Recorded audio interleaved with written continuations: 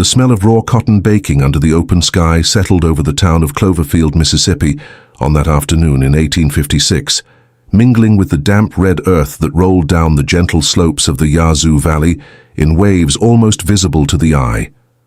It was that smell that marked the hours in that corner of the South, the smell drifting out from the cotton gin at Hargrove Plantation and spreading through every corner of the small town, reaching the modest rooms of the clapboard house where Lucy slept, curled on a wooden cot.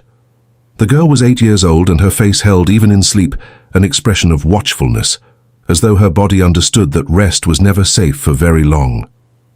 Outside, voices faded with the afternoon light. Inside, only the sound of deliberate footsteps crossing the floorboards.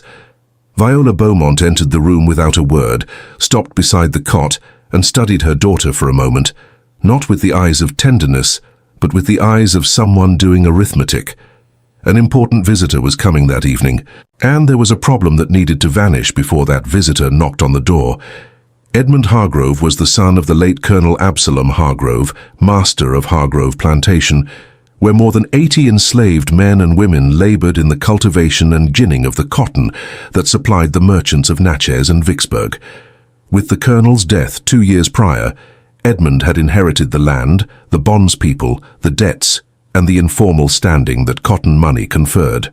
He was 32 years old, broad-shouldered, easy in his manner, and possessed of a generosity that his mother, Mrs. Eleanor Hargrove, cultivated with the same care she devoted to the rose bushes along the front gallery of the big house. This was the man Viola Beaumont had resolved to win, and it was on account of this man that she woke her daughter that afternoon with a shove at the shoulder. "Get up. You won't be staying here tonight." Lucy opened her eyes and asked nothing, because she had learned that questions came at a price. There was a saying the enslaved people repeated in low voices during the nights in the slave quarters: "The one who walks barefoot through briars has no right to complain of bleeding feet." Viola had walked through plenty of briars and had not yet thought to check her feet for the damage, but the ground was full of thorns. The story of Viola and Lucy had begun long before that town, in that condition of managed poverty that seemed to follow the woman like a shadow. Viola had been born the daughter of a freedman who spent his whole life as a blacksmith in a small town in the interior of Alabama. When her father died, she was 17 years old and had nothing to her name except a handsome face she had learned to spend like currency. She married Samuel Pruitt at 20, a free man, son of manumitted slaves, who worked as overseer on a smaller plantation near Vicksburg. He was an honest and quiet man, rough-handed and gentle-eyed, who planted a rose bush in front of the house when he learned that Lucy was coming into the world. But Viola never loved Samuel the way he deserved. She had chosen him because he brought in a steady wage and because the name Pruitt sounded less wretched than her own. When Lucy was born and fell ill in her first months, a fever that was slow in breaking, something in Viola bent in a way that never straightened again. She blamed the child for her own fragility. She blamed Samuel for not earning enough to pay for the better doctor. She blamed fate for having made her a woman in a South where women depended on men. And in the chain of blame she had built for herself, Lucy always stood at the beginning, caught there like the weakest link. The accident happened on a Tuesday morning when Lucy was 4 years old and had a stubborn fever that would not yield to herb tea. Samuel had gone out before daybreak to fetch the medicine the apothecary was holding for the child. But what he did not know was that that morning held something that would change everything for all three of them. On the dirt road that cut through the cotton fields of Pine Ridge Plantation, a mule wagon turned out of a side path without the driver seeing the man on foot in the middle of the road. The impact was hard. Samuel was found hours later by an enslaved man returning from the loading yard, lying at the edge of a ditch, both ankles broken and a deep wound across his head. They carried him to the big house of the plantation, where the owner sent for a physician from Vicksburg. For 3 days, Samuel lay without consciousness. When he opened his eyes, the first word he spoke was his daughter's name. But Viola was not there to hear it. She had already made her decisions. She arrived at the plantation on the 4th day, looked at her husband lying in bed with his legs held in wooden splints, and calculated what that meant for her.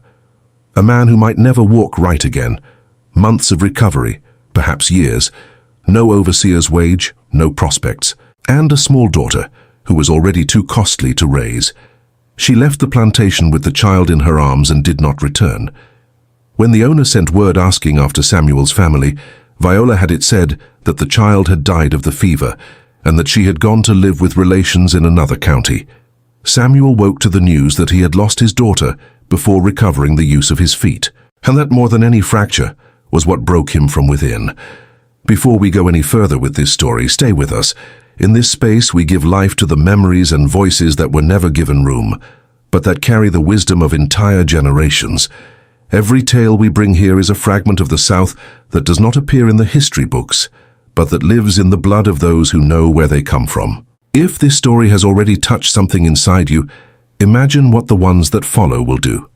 Stay with us and do not miss a single chapter of this memory that must be told. In the 4 years that followed the accident, Viola moved 3 times with Lucy, always in search of some man who might offer a better life than the one she had. She left behind the rented rooms in Vicksburg without paying the last month's rent, the bedclothes she had borrowed from the neighbor, and the name of Samuel Pruitt, which she mentioned only when it suited her, as a widow, because the word widow carried a mournful dignity that the word abandoned did not.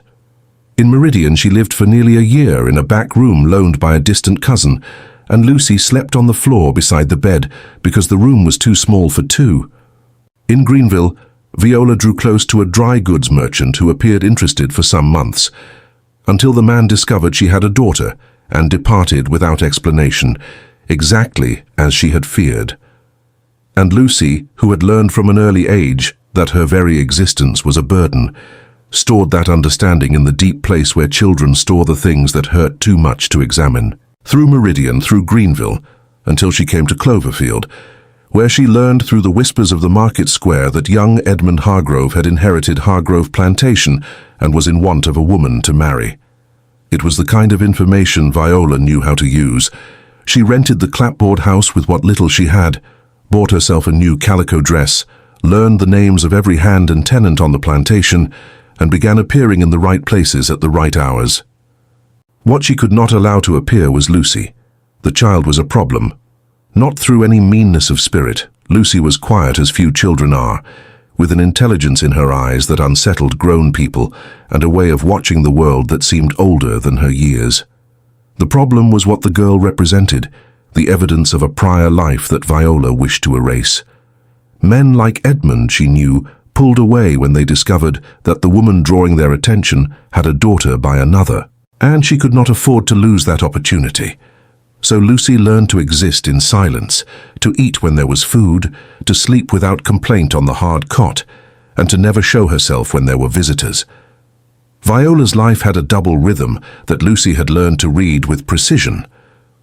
There was the rhythm of days without a caller, when the house fell quiet and her mother moved with rounded shoulders and a distant expression, sometimes forgetting to leave food on the shelf before she went out. And there was the rhythm of days with a caller, when Viola rose early, heated water for a bath, pressed her skirts with a flat iron, and filled the room with a scent of rose water she kept in a small glass bottle, guarding it the way others guard gold. On those days, Lucy understood she had to disappear. It was not a rule spoken aloud. It was a rule the air of the house conveyed before any word was said. And the girl obeyed, not from fear of punishment, but because there was something harder than punishment. It was seeing in her mother's eyes the look of a woman who would prefer that she did not exist. That night, however, the plan came apart. Edmund arrived at Viola's house a little after 6 in the evening, bringing with him a bottle of wine that one of the enslaved men from the plantation had carried up from the big house. There was an easy smile on the planter's face and a sincerity in his manner that set Edmund apart from most of the men Viola had kept company with. He settled at the table with the unpretentious ease of a man who has nothing to prove, praised the fried chicken with genuine pleasure, and asked about her life with a curiosity that did not seem calculated. Viola was in the middle of a carefully rehearsed account of her childhood when the sound came from the back room. A cough, then another, then a choking that would not stop. Viola stood up with a speed she could not conceal. She went to the hallway and returned with her composure reassembled, saying it was nothing but the neighbor's cat. but Edmund was already on his feet. And what he did not know in that moment was that what he would find when he opened that door would change the course of everything to come. Lucy stood in the middle of the room, her hand at her throat, her face gone red. Edmund saw her before Viola could prevent it. Within seconds he was kneeling in front of the child, both hands on her shoulders, his voice steady and low. 1, 2, breathe. 1, 2. The coughing eased slowly, until Lucy drew a deep breath and looked at that unknown man with an expression that was equal parts relief and distrust. Edmund rose and looked at Viola. The smile was gone from his face, but in its place was not anger. It was something worse for Viola. It was incomprehension. "Who is she?" he said. And Viola knew in that instant that the lie had reached the end of its usefulness. "She's my daughter, Lucy." A surprise. Edmund held his silence for a long moment. Then he said, with a calm that was costing him to maintain, "Viola, why didn't you tell me before?" "Because every time I do," she said, "the man walks away and I never hear from him again. And I didn't want that to happen. Because I care about you. Because I want this to work." Edmund looked at Lucy, who stood against the wall as though trying to press herself through it and disappear. Then he looked back at Viola. "If you had told me from the beginning," he said, "nothing would have changed. You've done nothing wrong. But that child was choking a moment ago, and you were going to tell me it was the neighbor's cat." Lucy watched the two adults from the place of silence she knew well. She had learned to read her mother's moods by the way Viola held her shoulders, by the pace of her steps. In that moment she could see that her mother was composed on the outside and furious within, and she knew that once the visitor left, that fury would find an address. Edmund suggested a walk through town so that Lucy could take some air. Viola agreed with the smile of one who has no other choice.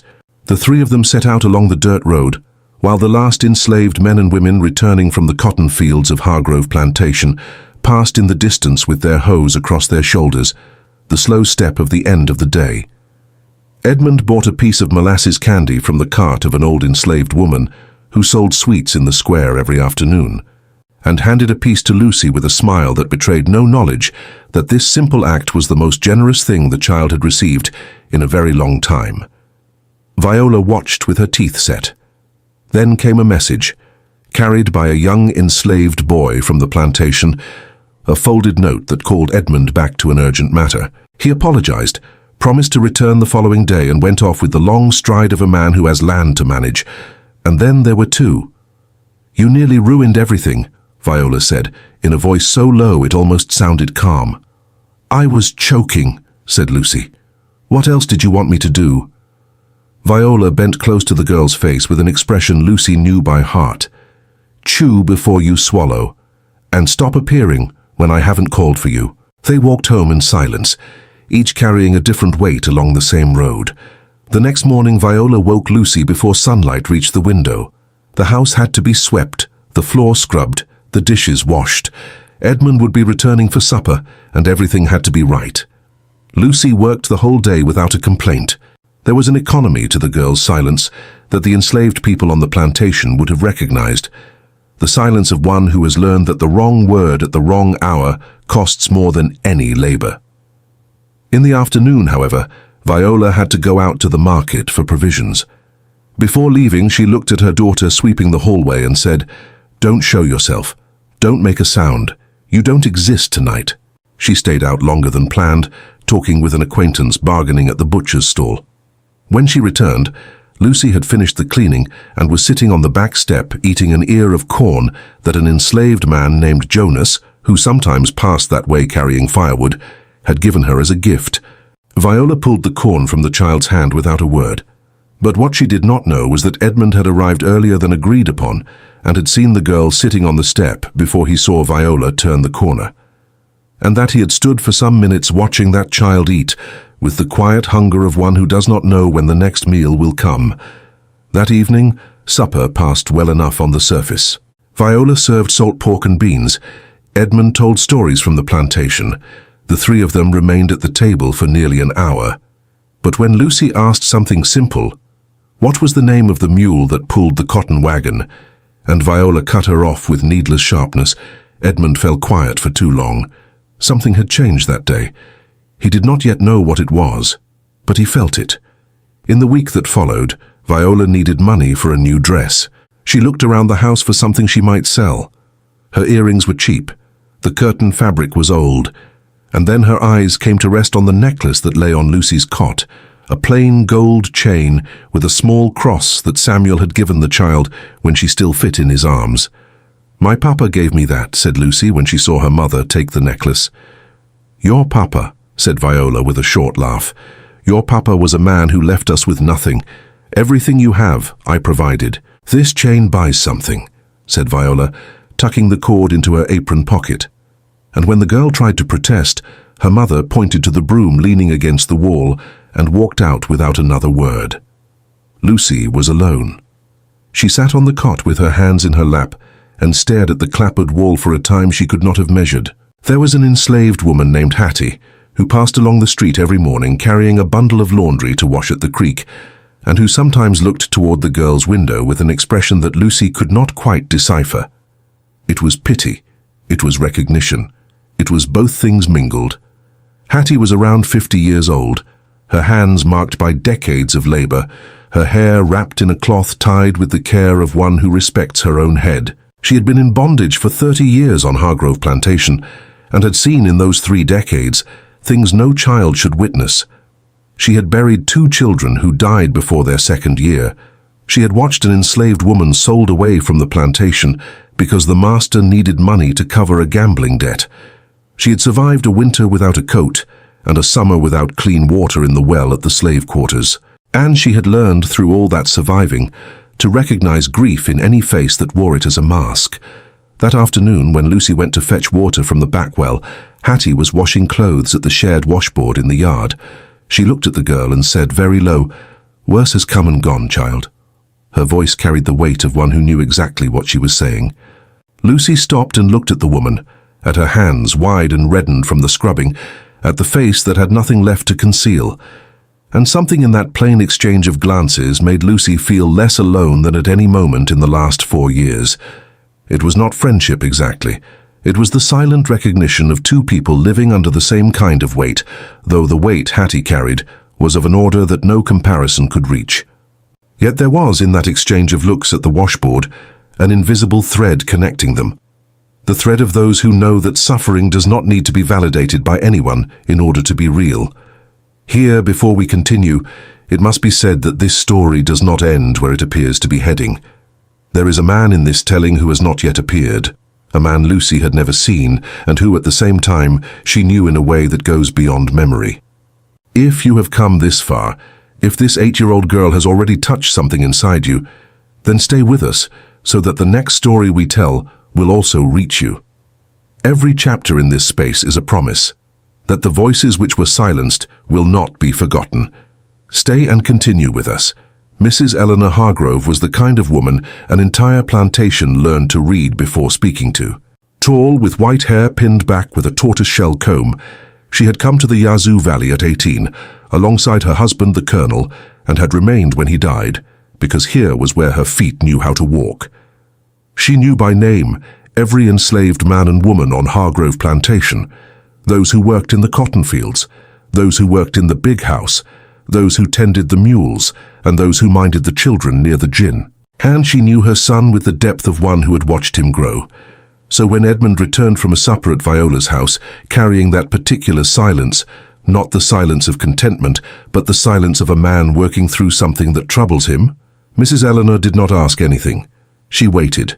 And when, 2 days later, he mentioned that there was a child and that the child seemed poorly kept, she asked to accompany him on the next visit. They arrived at the Clapwood house on a Thursday afternoon, without notice. Viola opened the door with a smile that lasted exactly as long as it took her to see the older woman standing beside her son. "My darling," she said to Edmund, "you didn't tell me your mother was coming." Mrs. Eleanor stepped inside without being invited, as one who enters her own house, and asked for the child. "Already asleep," said Viola. Mrs. Eleanor drew out the pocket watch she carried in the band of her dress. It was 5:30 in the afternoon. They sat in the parlor. Viola served coffee. The conversation was agreeable for a few minutes, until Mrs. Eleanor asked without shifting her gaze, "And what does Lucy eat for supper?" Viola answered that the girl had eaten early. Mrs. Eleanor asked what she had eaten. Viola said there had been leftover beans from the midday meal. Mrs. Eleanor fell silent for a moment, looking at the plate on the sideboard, a plate with clean-picked bones that had clearly been left over from an adult's meal and set there, with a piece of hardened cornbread as a child's supper. In the big house at Hargrove Plantation, the enslaved people who worked the kitchen received at least 2 meals a day, beans, cornmeal, and sometimes meat. Mrs. Eleanor, who kept a watchful eye over the plantation's kitchen, could distinguish adequate feeding from neglect. What was on that plate was neglect. "With respect, my dear," she said to her son, rising to her feet and turned to Viola. "Is that what you give your daughter to eat?" Viola stood as well. "What I do with my own child in my own house is my business." Mrs. Eleanor regarded her with a calm more unsettling than any raised voice. "What you are doing to that child is not raising her. It is cruelty." "Get out of my house," said Viola. Edmund stood between the two women. He had seen the plate. He had seen the torn dress the girl had worn days before. He had seen the way Lucy flinched each time her mother raised her voice. And there was something he could not yet name, that would not allow him to stay quiet. He asked the two women to settle themselves. Viola turned to him with narrowed eyes. "If you won't take my side, you can leave with her." Something changed that day, entirely and without return, in the way Edmund Hargrove looked at Viola. They left. The following morning, Lucy was walking alone toward the schoolhouse when Edmund and Mrs. Eleanor found her near the water pump at the town square. The girl stopped, uncertain whether to run or stay. Mrs. Eleanor stepped down from the carriage with a dignity that required no words and went to Lucy, lowering herself to the level of the girl's eyes, and asked, "Are you all right, child?" The question was simple, but it was the wrong question to ask of a child who had not been all right for a very long time, because it undid something that Lucy had built with great care to keep herself from weeping. "How come everything bad that happens to me is my fault?" said the girl, and it did not come out as a question. Mrs. Eleanor took both of the girl's hands in hers. "It isn't," she said. "It is not your fault." They stayed there for nearly half an hour, the three of them, seated on a stone bench near the pump where the enslaved men and women of the town passed in the early morning carrying their water pails. The square had an old magnolia at its center, and a bronze bell in the church tower that marked the hours without hurry. It was a place where the life of the town crossed and recognized itself. The enslaved woman going to market, the cotton merchant arriving from the depot, the preacher crossing with his Bible, the overseer riding with the impatience of a man accustomed to being obeyed. And in the middle of all of that, a wealthy woman and a poor girl seated together on a bench, Mrs. Eleanor's hands covering Lucy's hands, the girl's voice coming out in small fragments like one distributing what little she has. Lucy spoke in a voice so low it was sometimes barely audible, but she said everything: the father's necklace, the scraps on the plate, the walk back from the edge of town because her mother had kept the coins that were hers, the night she spent sitting on the front step because the door had been bolted from inside. Edmund listened through it all with his hands still on his knees and an expression he was laboring to keep neutral. But when Lucy said my papa died before I could remember him, Edmund went very quiet. Then he asked, "What was your father's name?" Lucy answered, "Samuel Pruitt." What happened next, no one who was there expected. Edmund rose from the bench all at once, as though the wood had turned hot beneath him. Mrs. Eleanor looked at her son. His face had gone strange, somewhere between surprise and something she could not define. "I know that man," he said. "I know Samuel Pruitt, and he is not dead." The silence that followed lasted perhaps 3 seconds, but it carried the weight of years. Lucy looked at Edmund with wide eyes. "He isn't dead." The voice came out small, as if she was not certain she had the right to ask. "He isn't," said Edmund. "I came across him 2 years ago in Natchez. He suffered a grave accident. One of his legs was left shortened. But he has been working as a cotton factor for over a year. I've done business with him. And he told me one afternoon when we shared a drink of bourbon that he had lost his daughter to a fever when she was small." Mrs. Eleanor placed her hand on Lucy's shoulder and the child trembled a little, as though her body did not yet know what the news meant. "Will my papa want me?" she asked. "How could he not?" said Mrs. Eleanor, in a voice that left no room for uncertainty. How could any father not want her? Edmund sent a note by way of a young enslaved man who knew the road to Natchez. The reply took 2 days. When it came, it was a brief line on a folded piece of paper that Edmund read and passed to his mother without a word. Mrs. Eleanor read it and closed her eyes for a moment. Then she opened them and said to Lucy, who was waiting in the parlor of the big house, "Your father is coming tomorrow." Samuel Pruitt arrived at dusk the following day in a hired wagon, a straw hat in his hand, and a walking cane he carried more from habit than from necessity. He was a man in his early 30s, dark-skinned, with eyes that carried the kind of sorrow that does not fully pass, that only learns to coexist with light. He had left Natchez before dawn, because when the message arrived he could not bring himself to wait for the day to brighten. The enslaved man driving the wagon had tried to make conversation on the road and given up after 3 unanswered questions, understanding that this man was somewhere else entirely. The road from Natchez cut through the cotton fields over gentle rises, past 2 smaller plantations and a wooden bridge over a creek. It was the same road Samuel had traveled years before the accident, when both his feet were whole, and he believed his family was intact. He had passed through here without knowing that, at a turning he never took, there was a daughter growing up without him. When Lucy appeared in the doorway of the big house, he stopped. He stood looking at her for a time no one could have measured. Then he lowered his hat, lowered his cane, brought both knees down to the beaten earth of the yard, and opened his arms. Lucy looked at him. She looked back at Mrs. Eleanor standing on the gallery. She looked again at the man kneeling in the dirt. And she went. When Samuel's arms closed around his daughter, she did not cry right away. She held still for a moment, as though her body needed to confirm that this was real. Then the tears came, running freely down a face that had learned not to show weakness, and the man wept alongside her without shame, in the middle of the yard, while 2 enslaved men who had been sweeping the grounds stopped and stood watching, and an old enslaved woman, who recognized the weight of that scene, bowed her head and said something in a low voice that no one understood but that everyone felt. "You don't know how I've missed you," Samuel said with a broken voice. "I believed I had lost you. When I came to after the accident, your mother told me you had died. I lived years carrying that lie inside me. But I am here with you now, Papa," said Lucy, and the man held her tighter, as though he meant to recover in a single embrace all the years that had been taken from them. Samuel confronted her 3 days later. Samuel Pruitt arrived at the clapboard house with Edmund at his side, and this time there was no cordiality in the posture of either man. Viola opened the door and saw the 2 of them, and held her silence for a moment that stretched longer than it should have. There was an enslaved man named George who accompanied them at a distance, holding the horse that had pulled Samuel's wagon from Natchez. George stayed outside, but his presence was witness to the formality of the visit. These 2 men had come to resolve something that could no longer go unresolved. "Samuel," she said at last, in a voice that tried to sound surprised.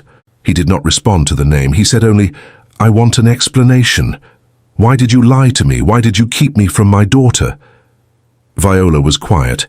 Then she said, with a coldness that she herself seemed unable to mask, "You know perfectly well why. With your legs the way they were, you were never going to be what you were before. I would have spent my life caring for a child and a man who couldn't so much as see to himself. But why steal my daughter?" Samuel's voice was not raised.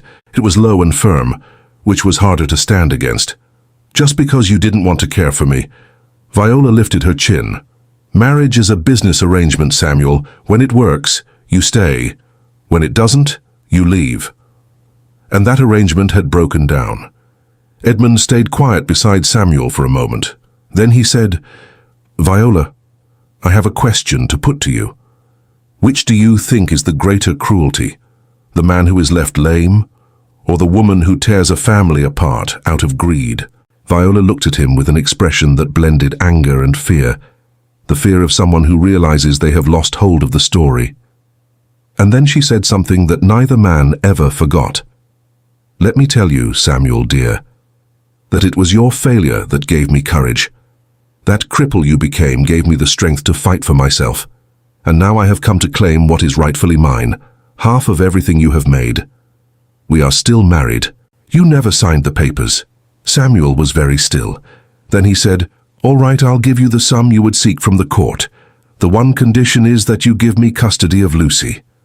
"With respect, Mr. Samuel," said Viola with a smile that was not happiness, "that is simpler than it sounds." The bank draft was written. Viola held it in both hands for a moment, looking at the figures. Lucy was in the parlor, hearing everything through the clapboard hallway. When her mother said yes and signed the paper, and when no one was watching, the girl pressed her forehead to the cold wall and stood there for a time she could not count. There was an enslaved man named Isaac who passed through the back alley with a bundle of firewood and who heard, without meaning to, the sound that came through the window. It was not exactly weeping, it was something that came before weeping, the sound of one who is learning that certain truths cannot be undone once they have been spoken aloud. But Viola did not cash the draft. 2 days later, instead of going to the bank, she went to the only attorney in town, a man named Mr. Whitfield, who kept an office smelling of mildew behind the courthouse, and asked for his counsel. The lawyer heard the story, asked a few questions, and told her she had a strong position. Family law at the time tended to favor mothers, and there was the argument of abandonment. She would say that Samuel had left them, that he was an absent father, that the child had never been formally recognized by her father. A hearing was convened before Judge Elias Calloway, a magistrate who came down from Jackson twice a year to settle the disputes of the county. Samuel arrived accompanied by Edmund and a lawyer brought from Natchez. Viola arrived alone, well-dressed, with a white handkerchief in her hand and a rehearsed account ready. Judge Elias Calloway was a man of 50 with white side whiskers and eyes that had seen a great deal. He sat at the table of the courthouse room that served as a chamber and asked each party to speak. The room was small, with a window looking out onto the dirt road, and outside 2 or 3 curious townspeople had stopped to listen for what they could catch through the open glass. There was an old enslaved man named Moses who had worked as porter of the courthouse for more than 20 years and who knew most of the dramas that passed through that door. He stood near the entrance with his arms folded, looking at the floor, like one who keeps a confidence without needing to be asked. Viola spoke first. She said that Samuel had abandoned them, that she had raised the child alone through great sacrifice, that she loved Lucy and wished to begin again.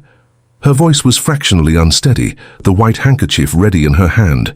It was a performance she had rehearsed many times. Samuel spoke next. He recounted the accident, the lie he had been told about his daughter's death, the years he had lived believing he had lost everything. He had papers from the plantation where he had served as overseer, letters from the owner confirming the accident, baptismal records for Lucy bearing his name. Judge Elias Calloway heard both of them. Then he said, "I would like to hear the child." Viola rose to her feet. "With all due respect, Your Honor, she is a child. No credence should be given." The judge raised one hand. She sat. Lucy entered the room with the small steps of one uncertain of her right to occupy space. She stood before the magistrate's table, with her hands clasped in front of her body, the way she had seen enslaved people stand when they spoke to men of authority. Judge Elias Calloway looked at her for a moment. Then he asked in a voice gentler than anything he had used until then, "How are you getting on, Lucy?" "I am well, Your Honor. Thank you. Is there something you'd like to tell me?" Lucy drew a deep breath. She looked at her father, who sat at the back of the room with his hands pressed tight on his knees. She looked at her mother, who held her gaze with an expression Lucy knew very well, the expression of danger.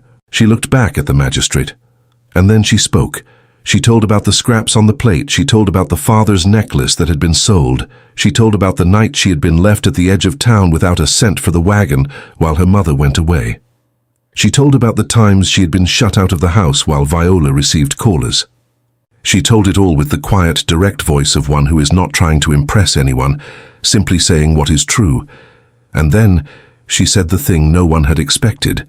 She told me, Your Honor, that if it had been up to her, I never would have been born. The room went silent. Judge Elias Calloway held his gaze on the girl for a long time. Then he closed the ledger before him, pushed his eyeglasses up to his forehead, and looked at Viola with an expression that required no comment. Viola attempted to speak. "Your Honor, she is a child, you cannot." "I have heard enough," said the magistrate. The ruling was in favor of Samuel Pruitt. Custody of Lucy would rest with the father. Viola would be entitled to supervised visits, provided she made formal application, a condition that everyone in the room understood she would never fulfill. When the judge left the room, Viola stood for a moment with the white handkerchief in her hand, watching her daughter with an expression that Lucy could not classify. It was not remorse. It may have been the surprise of one who discovers the world will not always work the way she has calculated it should. Then she turned, took her bag, and left without a word. Samuel stood in the middle of the courthouse room, his cane in his hand, his eyes full. Lucy came to him slowly, as one still learning to trust the ground. He bent to her height and said, "We won, daughter." And the tears ran freely down the face of Samuel Pruitt that afternoon. The tears of a man who had spent years believing a lie, and who could now, at last, begin to live the truth. Edmund came to the two of them and pressed Samuel's shoulder without speaking, because there was no word that fit well in that moment. In the week that followed, Lucy went to live in the house that Samuel had rented in Natchez, a plain two-room house with a window that looked out on the yard where a small rose bush grew. He had planted it when he arrived, not yet knowing why, guided by some memory of the body. The house stood on a quiet street where in the mornings the enslaved men going to work on the depot passed, and in the afternoons the enslaved women returning from market passed with baskets on their heads. It was a world in constant motion, a South that breathed in rhythms the girl had learned to hear. On the first day, Lucy stood in the doorway looking out at the yard for a long while, and when she asked the name of the plant, and he said rosebush, she said nothing. But the following morning, without being asked, she watered it with a cup of water. Samuel saw this from the hallway and said nothing either. He simply smiled at the wall while the coffee warmed on the stove. There was an enslaved man named Abel who worked at the neighboring house and who every morning swept the walk with a palmetto broom. When he saw Lucy water the rosebush a second time, he nodded his head like one approving an important decision. The girl looked at him and nodded back, with the gravity of one who has just made a commitment. Samuel Pruitt took weeks to tell his daughter the whole story, not all at once but in pieces, as one unwraps something fragile. He told her about the accident, about the enslaved man who had found him at the edge of the ditch. He told her about the months of recovery in the big house at Pine Ridge, where the planter's wife sent a young enslaved man to read to him aloud because the fever had left his eyes weak for a time. He told her about the day he received the news that Lucy had died, and about the strange way that news entered him, not like thunder, but like cold water filling slowly a space that had once held warmth. He told her how he had learned to walk again, first with two supports, then with the cane, until the leg forgot some portion of what it had lost. And Lucy listened to all of it, with her chin resting on her hands, her eyes fixed on her father, learning back the story that had been stolen from her. Mrs. Eleanor came to visit them on the weekend and brought a gift wrapped in blue paper. It was a thick-covered journal, with a phrase written on the first page in the hand of one who had thought long before writing. "Lucy, this journal is for writing your new story. I know you have been through things no one should have to pass through, and yet here you stand taking steps toward a better life. That was not easy, but you made brave decisions. Now you are where you deserve to be, with someone who loves you. You deserve to be in a place where you are cared for, and where you can grow in peace." Edmund arrived with his mother and stayed only a short while because the plantation called. There was a matter with the enslaved people at the cotton gin that needed settling before nightfall. But before he left, he knelt before Lucy in the same way he had that night when he found her choking in the dark room. Only this time there was no urgency in his eyes. There was only that easy, unhurried look of a man who is exactly where he needs to be. He said, "You were braver than any grown person I know." And Lucy, who had spent her whole life being told she was a burden, this time did not lower her eyes. Lucy read the journal message twice. Then she looked at her father and said, "She wrote that they will always be watching from above." "From above, where, Papa?" Samuel smiled. "From the high end of the cotton field." "Daughter." "From where you can see everything." This was the story of Lucy Pruitt, an 8-year-old girl in the Yazoo Valley of Mississippi in 1856, in a time when the enslaved and the bondspeople lived and died without their stories being set down, and when free children could suffer the same silences for different reasons.